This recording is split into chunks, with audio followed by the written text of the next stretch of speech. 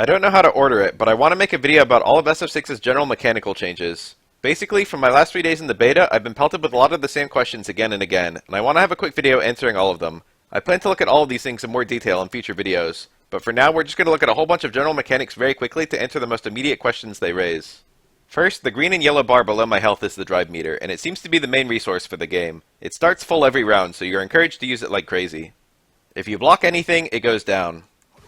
Your health doesn't go down, so chip damage is basically inflicted on your drive meter, as long as you've got drive meter to spend anyway. This also means making your opponent block attacks drains their resources. Note that blocking any attack costs drive meter, not just special moves.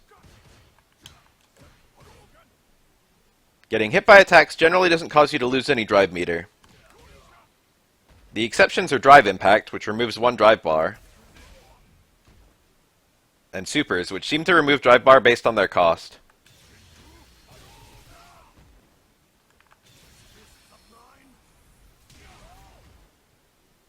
It recovers on its own, but if you move forward it recovers faster. It also recovers as you land attacks. For half a drive meter, you can hold down both mediums to drive parry. You'll do it as long as you hold it, with the meter being continuously consumed. While drive parrying, you recover large chunks of drive meter whenever you're hit. The game does not check for a blocking direction during drive parry. This means it can theoretically be used to dodge low overhead mix-ups or ambiguous cross-ups. But it's very weak to throws, which you cannot tech while parrying. Additionally, the throw will be a punish throw, which does extra damage and adds a hard knockdown. Generally, drive parry offers no extra frame advantage for the defender. An attack that's +1 on block will still be +1 if drive parried. If you parry either the frame you get hit or the frame before it, you get a perfect parry. It seems this nearly always gives you a combo punish, however it will be extremely scaled. I'm pretty sure it's a 2-frame window, but someone please correct me if it's not. Note that while you can perfect parry fireballs, it won't freeze the screen. If you're holding drive parry, you can tap forward twice to do a drive rush. Your character will move forward, and you can attack while moving. The drive rush costs half a drive bar here, but since drive parry costs half a bar to start, the total cost is a full drive bar minimum. The forward momentum is preserved into the attack, so attacks will actually leave you closer than they do normally.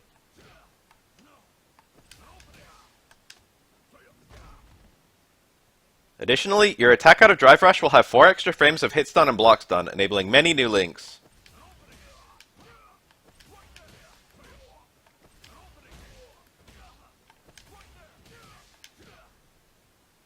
And also making some unsafe attacks much safer.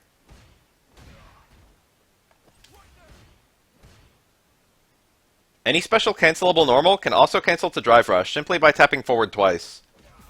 It's exactly the same mechanic as drive rush from parry, but since it's more combo friendly, it now costs 3 drive bars. And I mean it when I say it's much more combo friendly.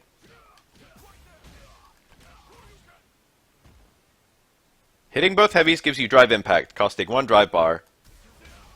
It's basically an armored attack which lets you blow up block strings or guard break opponents in the corner. Hopefully, I've already made a video about it. EX moves, now rebranded as overdrive moves, cost 2 drive bars. Since they're no longer tied to your super meter, you can now use them in the same combos as supers.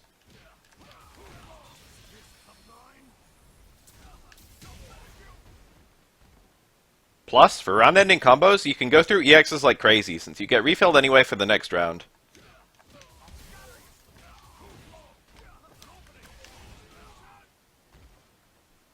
Interestingly, EX fireballs now deal full damage to the opponent, even if they destroy a fireball on the way over. The reversal from SF5 returns, but rebranded as drive reversal, now executed with forward plus both heavies while blocking, and costing 2 drive bars. It's decently fast and still invincible, but now unthrowable. However, it seems it's now -8 on block, so there's some decent risk to throwing it out recklessly.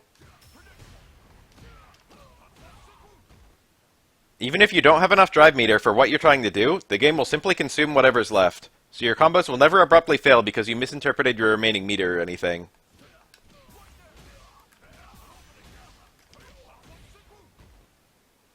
Once your drive bar empties, you're in Burnout. Here, you can't do any drive actions, so no drive rush, no drive impact, no EX moves. It's simultaneously worse and better than it sounds, and you're definitely still capable of winning if you burn out. Since you've got no drive bar, blocking special moves or supers in Burnout now results in chip damage from your health. The chip you take is quite high actually, particularly from level 3s. And you can die to chip. Don't forget that you have no access to drive reversal while burned out, so blocking anything can result in checkmate scenarios.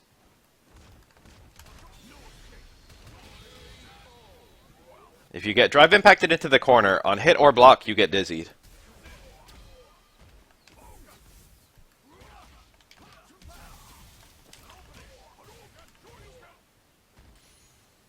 There are setups where this actually seems to be guaranteed if you have no super meter. And it's not like the escapes with super are easy either, you've got to be on point. Perhaps the most interesting part of Burnout is that all attacks deal 4 additional frames of block stun. This means almost everything the opponent does to you that's not punishable is in fact now plus on block. Not to mention, many attacks which are only barely punishable are now safe. Once your drive meter fills back up, you'll leave Burnout. Every character has a unique animation for this, although you don't lose control at any point. I got a lot of questions about Burnout and damage. You don't appear to take any extra damage from combos in Burnout, and your own attacks don't appear to be any weaker. You will take a lot of damage from chip though, so mind that.